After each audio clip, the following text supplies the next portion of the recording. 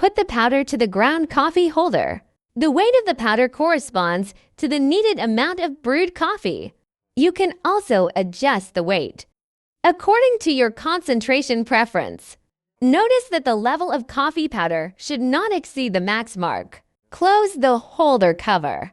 Put the holder in the holder compartment. Close the lid. Place the cup and press the power button. Choose corresponding size according to your needed amount of brewed coffee. Then press the brew button. The machine starts pumping and heating, then brewing. Heating times varies depending on the selected brewing size. Please wait for the machine to cool down.